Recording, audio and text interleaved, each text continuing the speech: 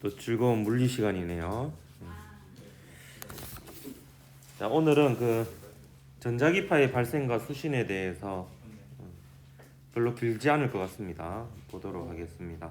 학습 목표는 교류 회로에서 전자기파의 발생 및 안테나를 통한 수신 과정을 설명할 수 있다이고요. 교과서 154에서 159쪽 내용입니다. 예전에는 그 전 교육과정에 물리1에 있었던 내용이 물리학 2로 개정되면서 이제 물리학 2로 넘어간 내용이 되겠습니다. 그 전자기파의 발생은요, 그 보통 전기장의 진동으로 전자기파를 발생시킵니다. 그래서 전자를 안테나에서 교류로 이렇게 진동을 시키면요, 이 전류 주변으로 자기장이 이렇게 생겼다가 이렇게 생겼다가 이렇게 생겼다가 이렇게 생겼다가 이렇게 합니다. 오른손의 엄지를 위쪽 아래쪽으로 이렇게 해보면은 요 초록색 방향으로 이렇게 생겼다가 이렇게 생겼다가 하죠. 그럼 여기 변화하는 자기장이 생깁니다. 그럼 변화하는 자기장을 감싸는 방향으로 또 변화하는 전기장이 만들어지고요. 또 변화하는 전기장을 감싸는 방향으로 변화하는 자기장이 만들어지고, 이 과정이 반복해서 공간을 따라서 퍼져나가면서 일어나면 전자기파가 됩니다. 축전기 형태의 그 안테나도 있는데요. 축전기도 마찬가지로 축전기 형태의 안테나에 교류 전원을 연결시키면 축전기 내부의 전기장이 위쪽으로 생겼다가 아래쪽으로 생겼다가 위쪽으로 생겼다가 아래쪽으로 생겼다가 합니다. 그러면 전기장을 감싸는 방향으로 자기장이 또 변하는 상태로 생기게 되고요. 또 그러면 변하는 자기장을 감싸는 방향으로 변하는 전기장이 만들어지고, 변하는 전기장을 감싸는 방향으로 변하는 자기장이 만들어지고, 이렇게 해서 반복되어서 공간을 따라 퍼져나가는 것이 전자기파다, 이렇게 볼 수 있습니다. 그 전자기파를 근데 수신하는 거는요, 그냥 안테나만 있으면 수신이 되는데, 문제는 그 다양한 방송국에서 나오는 여러 가지 진동수의 신호 중에서 우리가 필요한 신호만 선택적으로 수신해야 되는 문제가 있습니다. 그러기 위해서는 축전기하고 코일이 연결된 LCLO라는 것을 이용해서 수신을 하는데요. 그거에 대해서 설명하기 앞서 요 69페이지에서는 축전기의 교류 회로에서의 저항인 용량 리액턴스, 그리고 이 코일이 또 교류 회로에서 저항의 역할을 합니다. 그 저항의 이름이 유도 리액턴스인데, 이 두 가지에 대해서 좀 설명을 하도록 하겠습니다. 그 용량 리액턴스는 이렇게 XC라고 이렇게 표시를 하는데요. X는 뭐 약간 저항이라는 느낌이 들죠? 네. 네. 대답 알바를 좀 써야 되겠네. 예, 물으면 무조건 네라고만 이렇게 대답을 해요. 근데 이 C는 그 축전기의 전기 용량하고 같은 기호인데, 이 전기 용량하고 용량 리액턴스가 관계가 있습니다. 그래서 XC 이렇게 표기를 하고요. 그럼 교류 회로에서의 축전기의 저항입니다. 그래서 이 교류 회로가 이런 거입니다. 이 회로 보면은 진동수가 F인 교류 전원이 있고요. 이 진동수 F는 뭐냐면 이 전압의 방향이 플러스 마이너스 극이 이제 1초에 F번 바뀌는 이런 회로가 되겠습니다.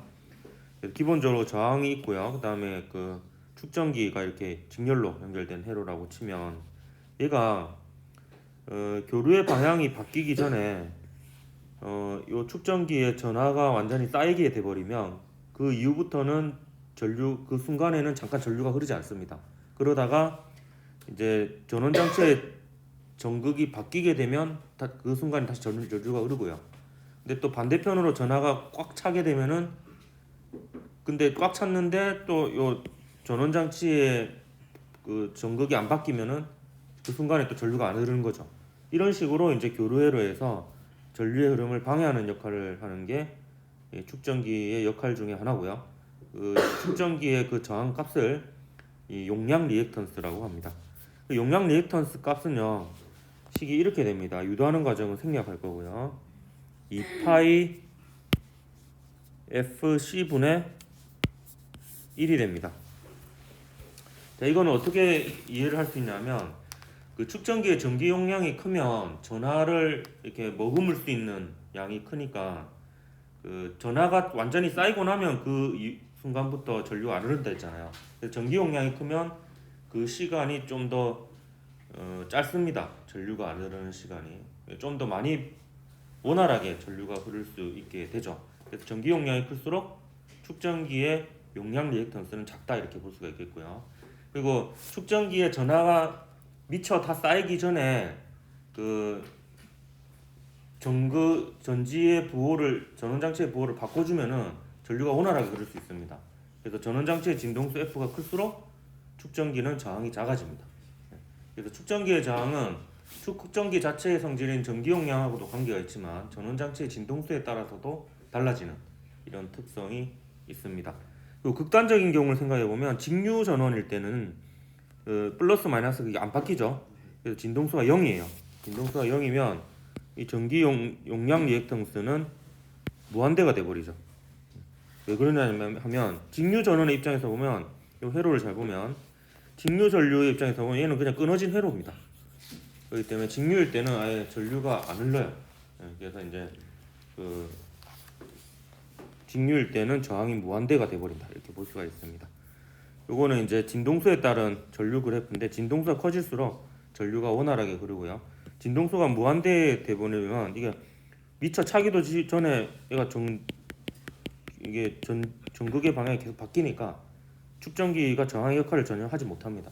그러니까 회로의 저항만 저항이 있으니까 그 R분의 V에 비례한 정근한다 이렇게 볼 수가 있겠습니다. 이것도 저항이니까 단위는 ohm을 쓰고요. 그렇습니다. 그 다음에 유도 리액턴스를 설명하기 전에는 좀 알아야 되는 게 용량 리액턴스 설명할 때 축전기의 전기 용량을 보통 설명하는데 물리학 2에서는 앞서 배웠기 때문에 생략을 했고요. 근데 이제 유도 리액턴스를 하기 위해서는 자체 유도 기술인데 앞에 했던 것 같기도 한데 했었나? 기억이 안 나죠? 네.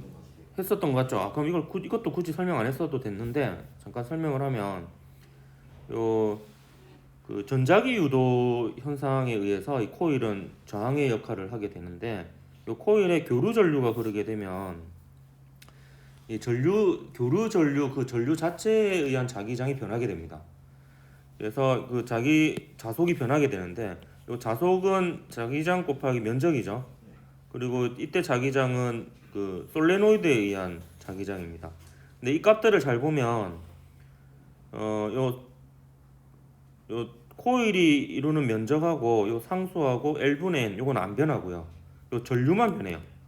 그래서 요 자속은 전류만 변수가 되는 이런 상황이 됩니다.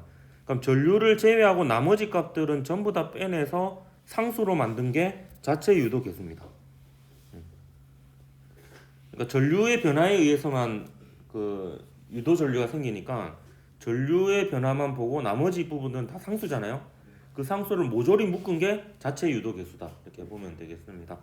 자체 유도 계수가 클수록 유도 전류가 잘 흐르는 상황이 되니까 유도 전류는 원래 전류의 흐름을 방해하거든요. 그래서 이제 코일의 저항 값이 커지는 이런 성질이 있다라고 보면 되겠습니다. 그 자체 유도 계수는 대략적으로 그 코일이 촘촘할수록 그리고 단면적이 클수록 크다 이렇게 볼 수가 있습니다. 뭐 몰라도 되는데 자체 유도 계수의 단위는 헨리를 쓰고 사람 이름입니다. 역시.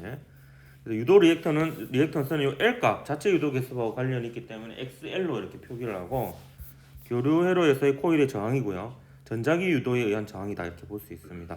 따라서 이 XL은 진동수가 클수록 전자기 유도가 더 잘 일어나니까 큽니다. 그래서 얘는 2파이 FL이 됩니다. 자체 유도 계수가 크면은 역시 전자기 유도가 잘 일어나니까 저항이 크고요. 그다음에 전원장치의 전극이 계속 바뀌면은 유도 전류의 방향이 계속 빨리 바뀌니까 전자기 유도가 잘 일어나서 또 전자기 유도가 잘 일어나면 유도 전류가 잘 흐르고 이 유도 전류는 원래 전류 흐름을 방해하니까 저항이 큰 겁니다. 그렇게 생각을 하면 됩니다. 그리고 직류일 때 보면은 극단적인 경우 직류일 때 F가 0일 때 보면은 이 녀석의 저항은 0입니다. 왜냐하면 직류가 흐를 때는 얘는 그냥 저항이 없는 그냥 도선일 뿐이에요. 그래서 이제 보통 제가 외울 때는 이렇게 외우라고 합니다. 이 파이가 앞에 붙고요. 그다음에 FC가 붙고 얘는 FL이 붙는데 이 직류인 경우를 떠올려라고 해요. 그럼 직류일 경우에는 그 축전기는 끊어진 회로니까 저항이 무한대가 돼야 되니까 요 F가 0인 게 분모에 와야 됩니다. 요 코일 같은 경우에는 직류일 때 그냥 도선이에요. 직류일 때 저항이 0이 돼야 되니까 요 F가 분자에 와야 됩니다. 하나가 분자에 오면 다 분자에 가고 하나가 분모에 가면 다 분모에 가고 이렇게 기억을 하면 됩니다. 그래서 이렇게 길게 했지만 실제 문제 풀 때는 사실 요 식하고 요 식만 기억을 해도 그게 문제가 없습니다. 그다음에 이제 이걸 이용한 LC 회로인데요. LC 회로는 이런 거예요. 자, 요 회로를 이제 제가 정성적으로 설명해 볼게요. 요 교류 회로의 진동수가 있을 거 아니에요. 교류 회로의 진동수, 그걸 F라고 하겠습니다. 요 교류 회로의 진동수가 너무 크면 코일의 저항이 무한대가 되고요. 교류 회로의 진동수가 너무 작으면 축전기의 저항이 무한대가 됩니다. 따라서 너무 커도 전류가 안 흐르고 너무 작아도 전류가 안 흘러요. 그래서 전원 장치의 진동수가 너무 커도 코일 때문에 전류가 안 흐르고 전원 장치의 진동수가 너무 작아도 축전기 때문에 전류가 안 흐릅니다. 근데 이게 계산해 보면 역시 이제 예전 물리2에는 이것도 유도 과정이나 이런 게 있었는데 지금 빠졌습니다. 빠지고 그냥 결론만 얘기하면 그 축전기의 용량 리액턴스와 코일의 유도 리액턴스가 같을 때 저항이 제일 작아요. 이때는 신기하게도 그 축전기하고 코일이 아예 연결되지 않고 저항만 있는 회로하고 똑같은 저항이 됩니다. 전체 저항이. 그러니까 마치 축전기하고 코일이 없는 것처럼 이렇게 행동을 합니다. 그래서 이때 회로 전체의 저항이 가장 작고요. 이때의 진동수를 공명 진동수, 제갈 진동수 아니고요. 공진 주파수, 농담입니다. 공명 진동수라고 하기도 하고 공진 주파수라고 하기도 하는데 통신에서는 공명 진동수라는 용어보다 공진 주파수라는 용어를 좀 더 많이 씁니다. 이 조건을 따라서 요 공명 진동수를 한번 구해 보면 2파이 FC분의 1하고 2파이 FL이 같은 조건이죠. 이렇게 해서 계산해 보면 공명 진동수가 공진 주파수가 2파이 루트 LC분의 1이 됩니다. 그러니까 요 자체 유도 계수와 전기 용량의 곱에 의해서 요 F가 결정이 됩니다.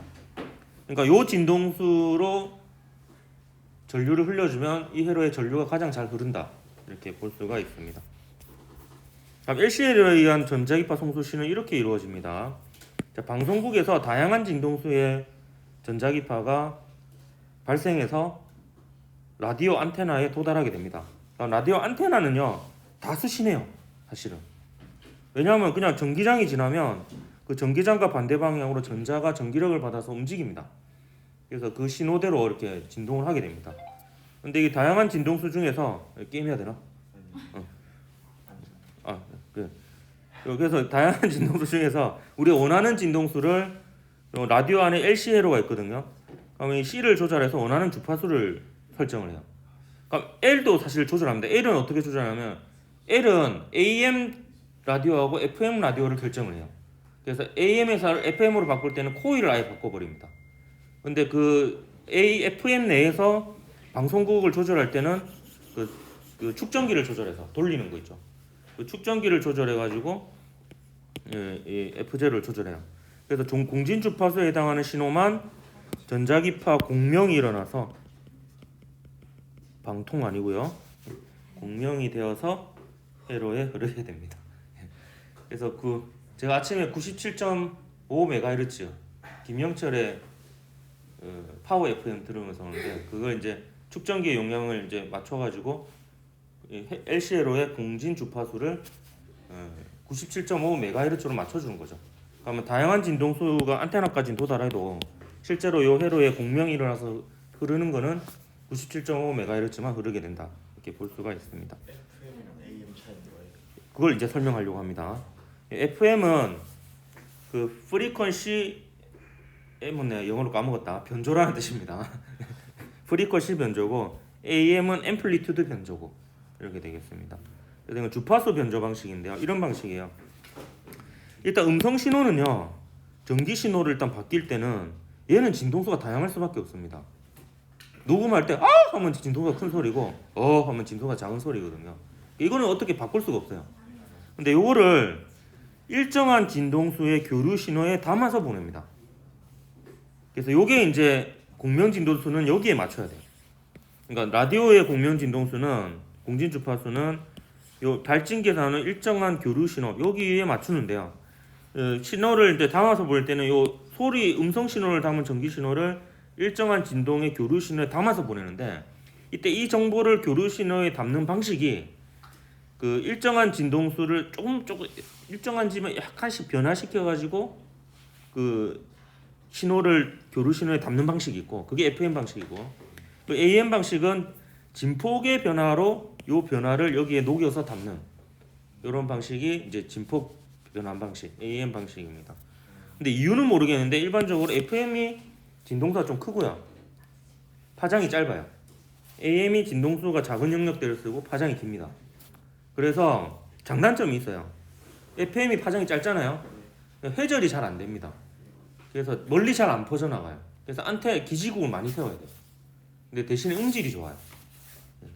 근데 AM은 기지국을 많이 안 세워도 멀리 갑니다. 근데 이제 파장이 길고 이게 정보를 담는 게 많이 못 담는가 봐요. 그래서 이제 음질이 좀 안 좋아요. 음질이 안 좋아가지고 AM은 이제 잘 안 쓰죠. 왜냐면 기지국 많이 세우면 되니까. FM으로 AM 라디오 듣는 사람 없죠.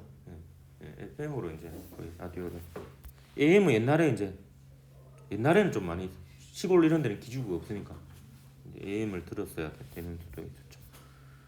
그래서 이제 나중에는 이제 그 옛날 제 고등학교 때 음악생 성함이 복조였는데요. 김복조 선생님. 아 진짜로. 복조 과정을 거쳐가지고 그래서 요걸 따라서 이름을 그렇게 지으셨다고 거짓말입니다. 이게 수신할 때는 이제 그 일정한 교류 신호에 그 음성 신호가 담긴 전기 신호가 합쳐져 있잖아요. 그래서 요 신호를 다시 벗겨내 가지고 순수한 이제 소리 신호를 담은 전기 신호로 이제 다시 복구해내는 게 복조 과정이 됩니다. 그래서 최종 단계에서는 요 복조 과정을 거쳐서 전기 신호가 음성 신호로 전환되는 게 여러분이 듣는 라디오가 되겠다. 이렇게 볼 수 있겠습니다. 오늘은 깔끔하게 여기까지만 하도록 하겠습니다. 고맙습니다.